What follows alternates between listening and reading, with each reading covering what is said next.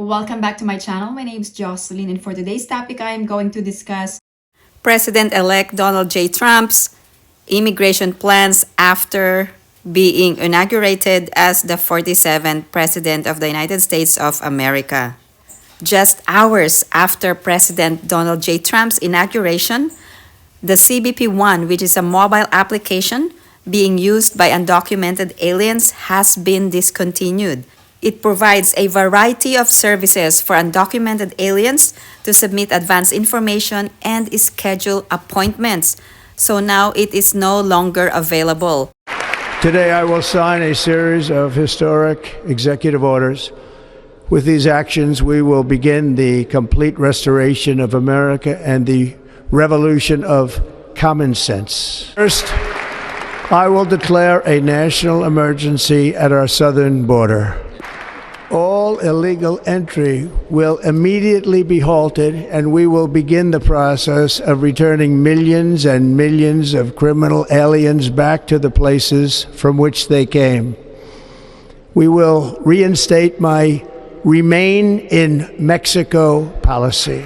I will end the practice of catch and release, and I will send troops to the southern border to repel the disastrous invasion of our country. We'll also be designating the cartels as foreign terrorist organizations. And by invoking the Alien Enemies Act of 1798, I will direct our government to use the full and immense power of federal and state law enforcement to eliminate the presence of all foreign gangs and criminal networks, bringing devastating crime to U.S. soil, including our cities and inner cities. As Commander-in-Chief, I have no higher responsibility than to defend our country from threats and invasions, and that is exactly what I am going to do. We will do it at a level that nobody's ever seen before. The enforcement and removal operations. We have a very unique role in the federal law enforcement community. We are the only entity that identifies, apprehends, detains, and ultimately removes from the country. So we have a broad scope of responsibility. Ultimately, our job is to ensure that the individuals that are in this country circumventing the laws of the immigration system are brought to justice and are removed, and it's our job to keep our community safe. We're targeting individuals that are circumventing our immigration laws, that have come to this country to do harm to our citizens, to our communities, to our country. We're targeting individuals who are national security. We're targeting individuals who are just, in general, violating the immigration laws as they're currently written. If we're going into a cooperative jurisdiction, I can send 2 officers max to pick someone up, put them in the vehicle, transport them here. It's a clean environment, so we know that individual has already been searched. There's no contraband, there's no weapon. In February of 2017, at least 683 immigrants were detained by ICE in the DMV region, a move many saw as the first wave of the Trump administration's detentions. They said they were going to get people with a criminal record, but unfortunately, there were people that didn't have a record and were still taken. ICE insists they were targeting people with criminal charges. I stood with our communities against those kinds of behaviors in 2017, and I'm going to do it again. Back then, Kane sent this letter to ICE after 6 Latino men were reportedly detained outside of Alexandria's Rising Hope Mission Church. Part of what President Trump is threatening is to deport people who have overstayed their welcome or committed crimes, going after folks who've already been adjudicated.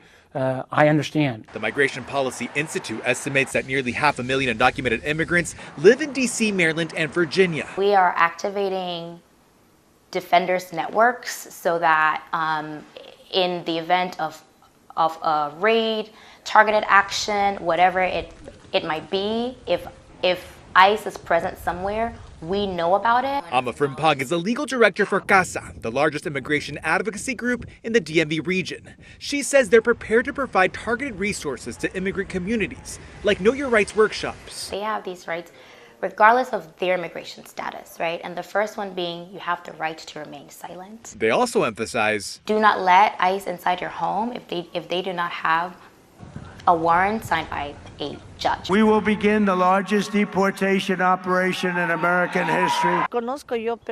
I know people that are thinking of only going to work and then going home. I think that's like being in jail and not living a full life in a country that really has received us with love. You have to see what President Trump proposes. He often talks about things and doesn't do them. Virginia Senator Tim Kaine says for now, Trump's deportation proposal is riddled with logistical issues. How do you create the detention space? How do you pay for the deportation itself?